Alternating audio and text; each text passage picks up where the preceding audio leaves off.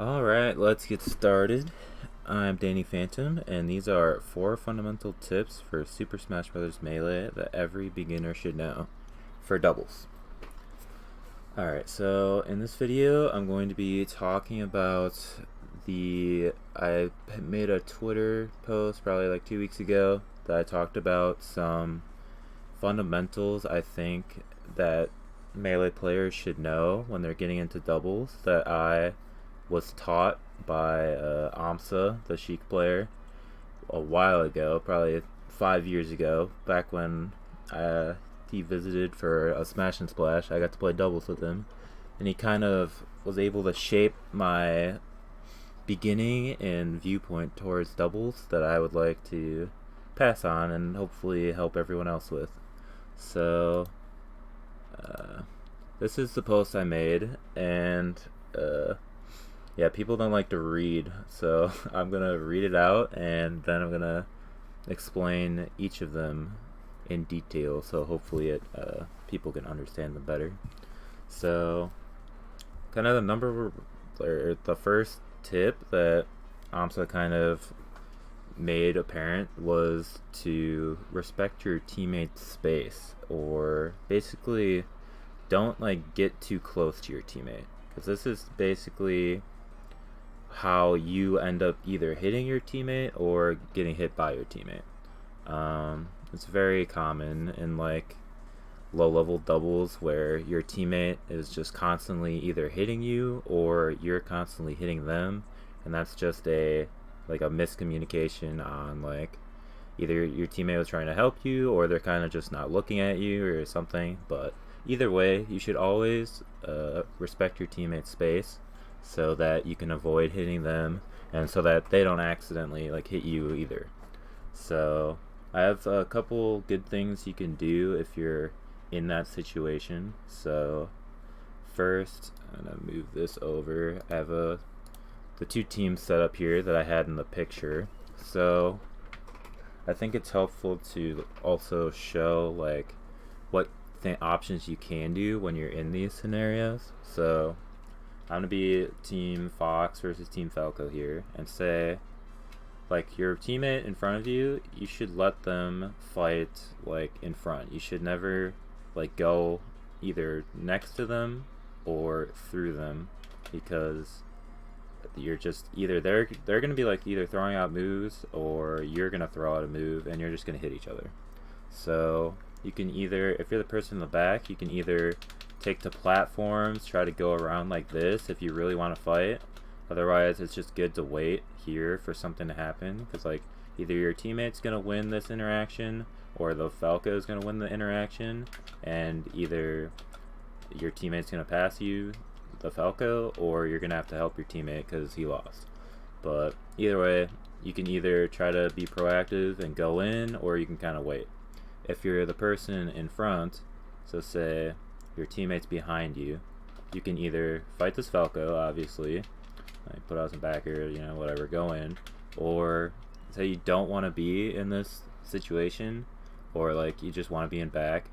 A couple good things you can do is light shielding. Light shielding is kind of like an option you can spam in doubles, because the reason you light shield instead of normal shield is that you don't have to worry about getting shield poked, on your ears, like on your feet. And this is like a cue, like Amsa made this apparent, that like he showed that, I mean, you can now get shield poked maybe a little bit, but this is like a cue to your teammate that either he can attack here or just go through you pretty much, because he doesn't have to worry about hitting you. So this is like a go in type thing for your teammate. So like he can attack here, and like light shielding has like an advantage of like it kind of extends moves somewhat. So like if he like would do a nair on my shield, it has like a higher chance of like hitting a Falco or something. It's kind of better for like bigger moves. Like if a Marth F smashes my shield, it has like a better chance of hitting someone. I think it like prolongs how long the move is active or something like that. I don't really know the science too well, but it definitely is good. And besides light shielding, you can just roll. So if you don't want to be here anymore, you can just roll back, and then your teammate can just go in front of you instead. Or yeah, that's about it. So yeah, first rule: respect your teammate's space. Don't go into their space unless like they're doing a light shield, because you can't hit them pretty much. And yeah, so number 2 is edge guarding.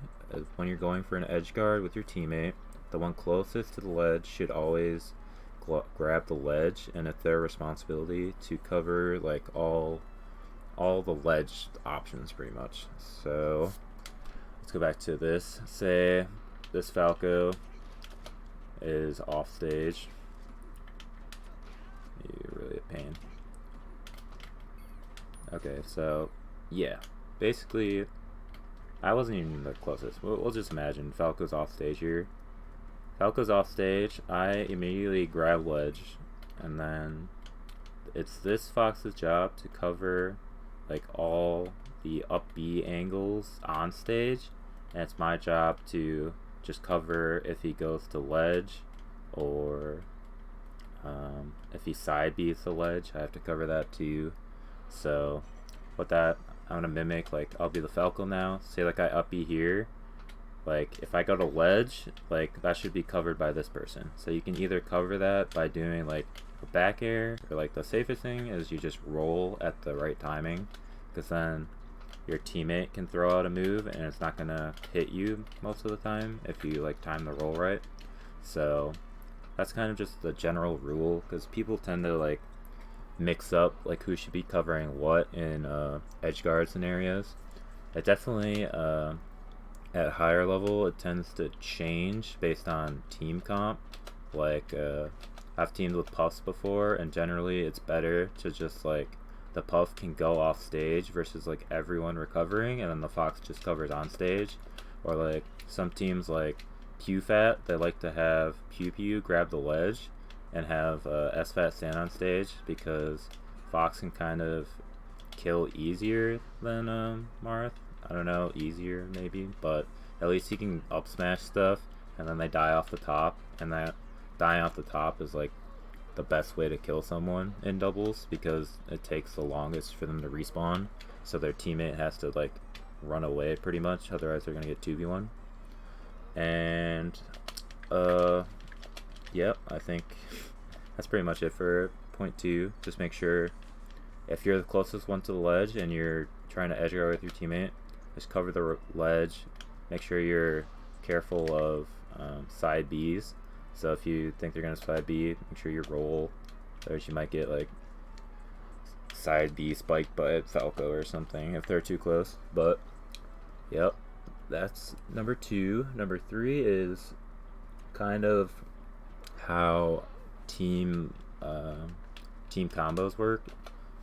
Basically, if you can't get a kill off your next hit, you want to pass to your teammate. So it's kind of like pretty basic, I guess, but it's like I'm gonna get this Falco to like 50 or something. Stop jabbing me, please. So I had an up smash here. Hopefully that would connect, but basically I would not kill off of anything I can hit him with. Like if I back aired him to the right, he's gonna live. If I up air him, he's gonna live. So the best thing for you to do is just pass to your teammate, because you can't kill here anyways. And if I hit the back air there, he's at 75 now, he'd be at like 90 or something. And then if your teammate's like positioned correctly, they can maybe get an up smash here, or if they can't kill, then it's the same thing pretty much, that they pass back to you. And basically it's a back and forth of you keep passing back to each other until you know you can like kill them with the hit, and then you go for it. So like a Fox up air, or like say I'm Falco and a teammate back airs to me, like down air will kill, or whatever. So that's kind of how team combos work. If you get a hit, if it won't kill, pass your teammate. If it will kill, just kill them. So it gets a bit tricky at low percents where you kind of need a bit more to like knock them up, but like once you get that nice like box up smash or something, it kind of gets pretty easy to tell who should be hitting what and if it's gonna kill or not. So try to look for those nice juicy knock up scenarios, and that'll help your combo game with your teammate. It'll make it easier so they kind of understand what's going on. And then the fourth point or tip for the fundamentals is to not focus edge guarding characters that take too long to recover. So all these characters on the screen are pretty good to edge guard. I also want to point out a tip that people tend to mess up, where it's say if the position is something like, go over there,